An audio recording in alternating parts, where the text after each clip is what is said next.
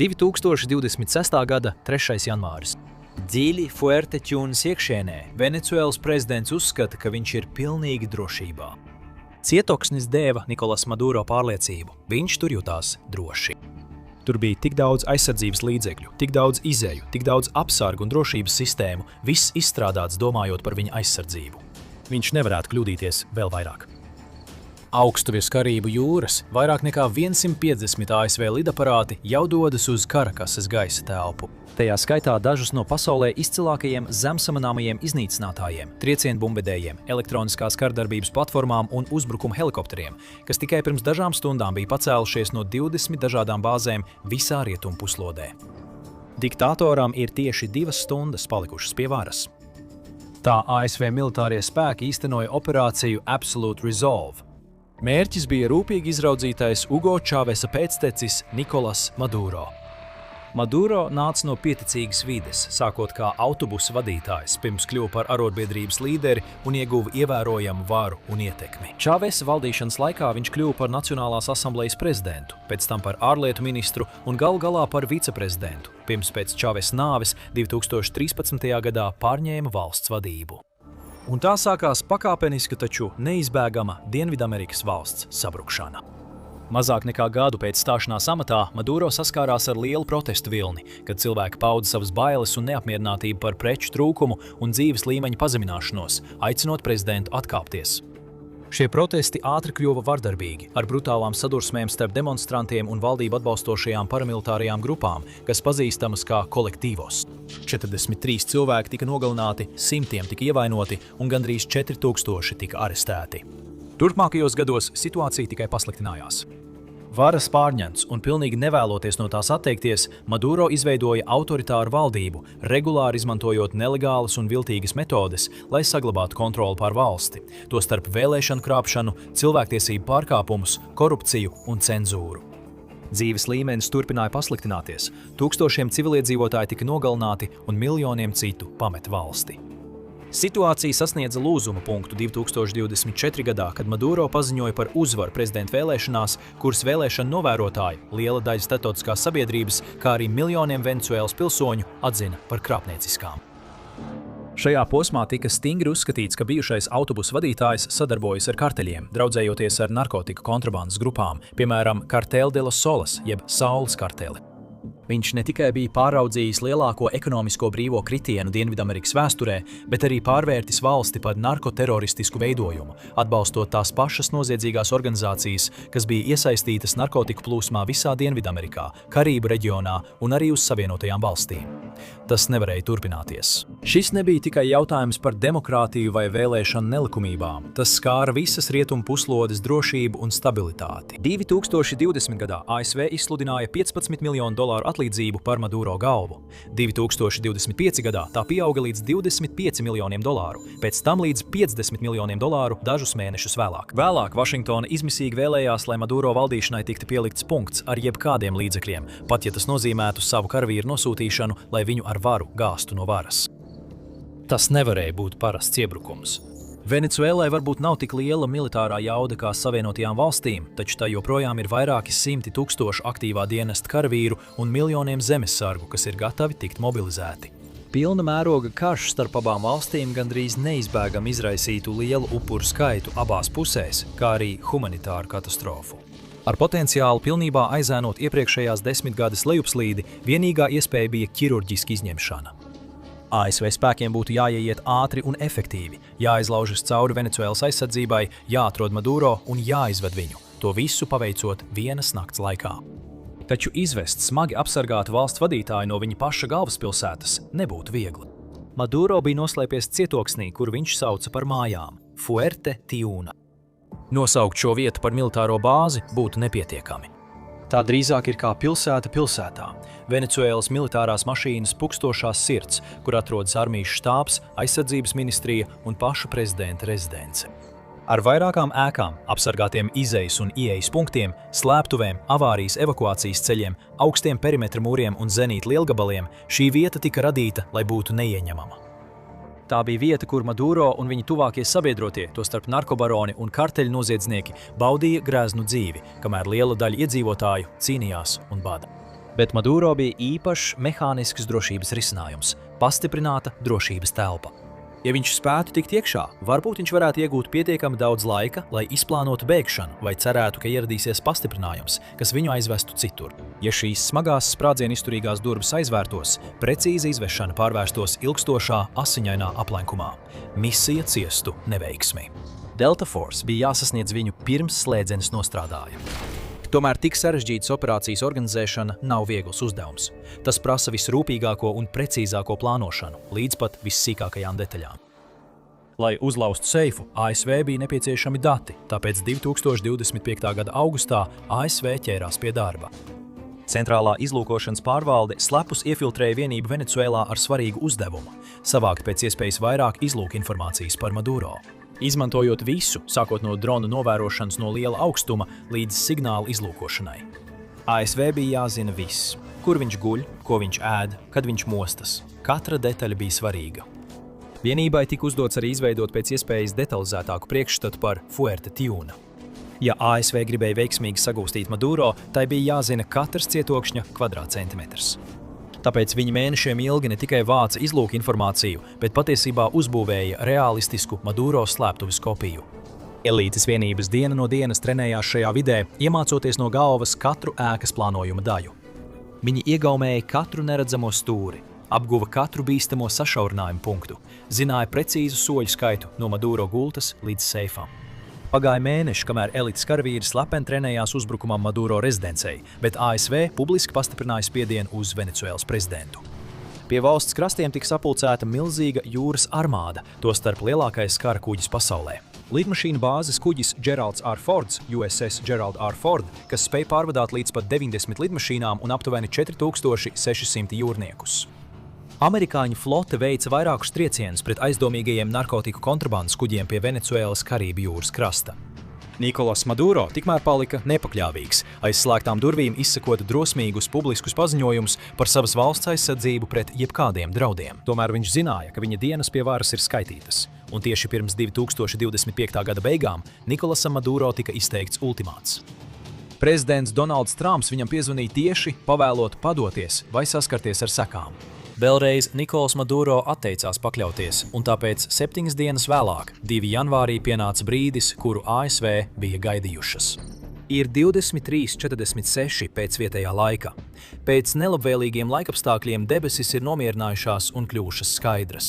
Tagad vai nekad. ASV prezidents Donalds Trumps dod pavēli. Vienā mirklī vairāk nekā 150 amerikāņu lidmašīnas paceļas gaisā. To starpā ir modernākie iznīcinātāji, piemēram, Lockheed Martin F-35A Lightning II un F-22A Raptor, kā arī radioelektroniskās cīņas lidmašīnas, piemēram, Boeinga IA-18G Growler virsskaņas bumbvedēji, piemēram, Rockwella B-1B Lancer un gaisa agrīnās brīdināšanas lidmašīnas, piemēram, Grumman E-2D. Hokaja uzpildes lidmašīnas arī paceļas no skrejceļiem, kopā ar Chinooka un Blackhawk helikopteriem, kā arī daudziem bezpilota lidaparātiem, piemēram, Lockheed Martin RQ-1 170 Sentinel. Operācija absolūtā apņēmība bija sākusies, taču, lai Delta Force vienību nogādātu līdz pašām durvīm, ASV vispirms bija jāparalizē pilsēta. Amerikas Savienoto Valstu operatīvie darbinieki, tostarp kibervadības un kosmosa vadības komandas, izmanto slepenas tehnoloģijas, lai pārtrauktu pilsētas elektroapgādi. Neilgi pirms 2:00 naktī pēc vietējā laika Venecuēlas galvaspilsēta Karakasa grimst tumsā. Ne pakāpeniski, ne rajona pēc rajona, bet uzreiz vienā mirklī visa pilsētas rajoni grimst ēnā. Kad elektrotīkli pārstāja darboties, radaru ekrāni mirgo un izdziest, sakari tiek pārtraukti, pretgaisa aizsardzības sistēmas zaudē vizuālo kontaktu un apkalpojošais personāls sāk panikot. Tas, kas notiks tālāk, ir gan riskantākā, gan visaugstākā profila militārā operācija kopš SEAL Team 6 reida Osama bin Ladena Pakistānas kompleksā un Al-Qaida līderu nogalināšanas 2011. gadā. Tagad vairs nav atkāpšanās ceļa. Kinētiskā uzbrukuma priekšgalā bija Boeing EA-18G Growler. Viņi izmanto savas modernās taktiskās traucēšanas sistēmas, lai pārpludinātu pilsētu ar neredzamiem elektromagnētiskajiem viļņiem, izjaucot radaru stacijas un traucējot jebkādus sakaru tīklus, kas vēl varētu darboties uz Zemes. Venecuēlas pretgaisa aizsardzība, kurā ietilpst padomju S-300 zenītraķešu baterijas, kā arī vidējas darbības Krievijas Buk M2 platformas Pečora 2M baterijas un īsas darbības Igla S pārnēsājumās zenītraķetes ir atspējotas. Tādas sistēmas kā S-300 var būt vairākus gadu desmitus vecas, bet tās joprojām ir pietiekami spēcīgas, lai notriektu ienaidnieku lidaparātus. Kamēr Growler tipa lidaparāti turpina traucēt pretgaisa aizsardzības sistēmas, iznīcinātāji piloti lielā ātrumā šķērso pilsētu, apšaudot vairākus militāros objektus un citus stratēģiskus mērķus Karakasā un tās apkārtnē. Tostarp Meseta de Marmo jūras spēku bāzi, La Lugaira ostu, La Colota aviobāzi, Panamerikāna apakšstaciju, El Volcán antenas un Kaigala observatoriju. Tā ir virkne precīzu, rūpīgi aprēķinātu triecienu pa valsts aizsardzības tīklu, kas paredzēti, lai neutralizētu Venecuēlas spēju aizsargāties, radītu apjukumu un haosu ienaidnieku rindās. Un pats galvenais, lai sagatavotu ceļu helikopteriem un speciālo uzdevumu vienībām, kas dosies iekšā, lai veiktu evakuāciju. Karakasas pretgaisa aizsardzība ir neutralizēta. Pilsētas vairogs ir sagrauts. Pilsēta var uz mirkli kļūt tumša un klusa, bet jau pēc dažām sekundēm sāksies īsta elle. Tagad Maduro un viņa apsargi labi apzinās, kas notiek. Viņu valsts tiek pakļauta uzbrukumam un ir tikai laika jautājums, kad amerikāņu karavīri iebruks Fuerteventura kompleksā. ASV zina, ka nav nevienas sekundes, ko izšķērdēt. Visa operācijas panākumi vai neveiksme ir atkarīgi no nākamajām dažām minūtēm.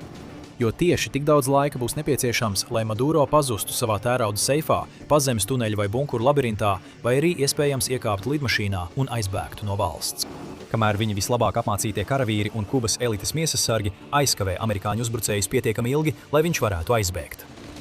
Par laimi, ASV nosūtījusi uzdevumam vislabākos cilvēkus, tostarp Delta vienības operatīvos darbiniekus, kas ir vieni no vislabāk apmācītajiem un spējīgākajiem militāriem speciālistiem pasaulē, kuri atrodas uz Chinook un Black Hawk helikopteriem, kas tieši dodas uz Fuerteventura.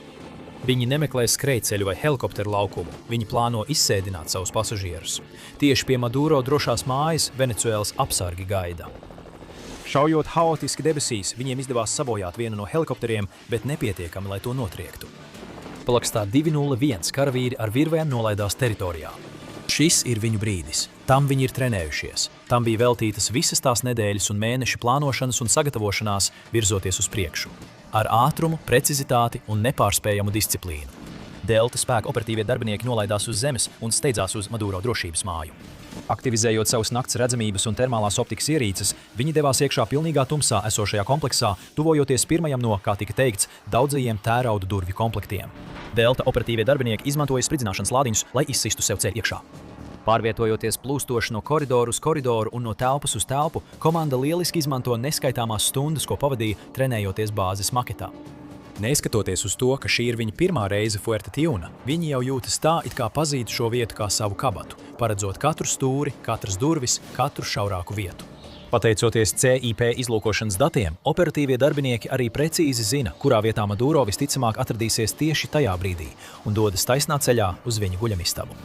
Taču viņiem nav vienkārši atļauts brīvi pārvietoties pa prezidenta pili. Maduro elītes sardze, kurā ietilps gan venecuēlieši, gan desmitiem augsti apmācītu kubiešu, ir gatavi un gaida, lai noturētu pozīcijas un atvairītu amerikāņu uzbrucējus. Taču Delta Force arvien vairāk tuvojas Maduro atrašanās vietai. Ar katru sekundi viņi sargi vai nu bēg, padodas vai tiek viens pēc otra iznīcināti. Pēdējās sekundēs Maduro un viņa sieva izmisīgi metas uz drošības telpu, kamēr prezidenta pēdējie apsargi krīt uz grīdas un ap rezidenci skan šāvieni un granātu sprādzieni. Maduro ir tikai dažus centimetrus no tā, lai ieietu savā tērauda drošajā telpā un aizvērtu durvis aiz sevis, kad Delta Force operatīvie beidzot viņu satvēra. Taču pat tad, kad Venecuēlas prezidents ir aizturēts, misija vēl nav galā. Maduro var būt sagūstīts, bet viņš vēl ir jāizved, tāpēc Delta operatīvie sasien Maduro rokas ar plastmasas saitēm, uzliek viņam kapuci uz galvas un velk viņu uz norādīto evakuācijas punktu, kas atrodas puspasaules tālumā. Donalds Trumps un viņa tuvākie padomnieki, tostarp CIP direktors Džons Ratklifs un valsts sekretārs Marko Rubio, vēro, kā situācija attīstās. No prezidenta Mar-a-Lago kurorta Palm Beach, Floridā, ASV prezidents ir mierīgs un savaldīgs, vēlāk komentējot Amerikas bruņoto spēku paveikto lielisko darbu. Šobrīd vēl ir tikai agras rīta stundas, taču Karakasa jau ir pilnībā nomodā. Visa Venecuēla un liela daļa pārējās pasaules ar aizturētu elpu vēro, kā risinās šī drāma. Aiz cietokšņa sienām valdību atbalstošie kolektīvos iziet ielās, kamēr Venecuēlas militārie komandieri pārdomā savus nākamos soļus. Viņu aizsardzība varbūt ir novājināta, taču viņiem joprojām ir daži padomju iznīcinātāji, kurus viņi varētu pacelt gaisā, un milicijas, kuras viņi varētu mobilizēt. ASV spēki zina, ka viņu rīcība ir samazinājusi draudu līmeni, taču nav to pilnībā novērsusi. Par laimi, viņiem šāds mēģinājums nekad nenotiek. Iespējams, Amerikas gaisa uzbrukuma izraisītā organizētā haosa dēļ Venecuēla joprojām atrodas relatīvas paralīzes stāvoklī. Kamēr Delta spēku karavīri iekrauj Maduro helikopterā un dodas uz lidmašīnu bāzes kuģi, kas joprojām atrodas pie valsts krastiem, 4:29 no rīta. Tikai 2,5 stundas pēc operācijas sākuma Maduro nolaižas uz ASV lidmašīnu bāzes kuģa un sāk ceļu uz Ņujorku. Līdz brīdim, kad tajā dienā uzlec saule, rietumpuslode ir oficiāli mainījusies uz visiem laikiem. Prezidents Trumps parādās televīzijas uzrunā paziņojot, ka ārpus likuma esošais diktators Maduro ir veiksmīgi aizturēts un stāsies tiesas priekšā Ņujorkas dienvidu apgabalā, apsūdzēts narkoterorismā un naudas atmazgāšanā. Operācija Absolūtā apņēmība, ko daži dēvē par vienu no īsākajiem kariem pasaules vēsturē, ir pārliecinoši veiksmīga. ASV sasniedz savus mērķus bez neviena amerikāņu bojāgājušā, un tikai 7 tika ievainoti. Venecuēlas pusē ir nogalināti 10 Venecuēlas un Kubas karavīru, iznīcinātas pretgaisa aizsardzības sistēmas un militārās bāzes, un postošais režīms ir gāsts. Operācija Absolūtā apņēmība pierādīja, ka precīzi izvilkšana var pilnībā sagraut režīmu tumsas aizsegā. Taču jau pēc mēneša ASV pierādīja, ka viņiem pat nav nepieciešama tumsa, lai parādītu, kā viņi dienas laikā nevainojami nogalināja Irānas augstāko līderi. Noklikšķiniet uz video savā ekrānā tieši tagad, un mēs tiksimies nākamajā kaujas lauku šovā.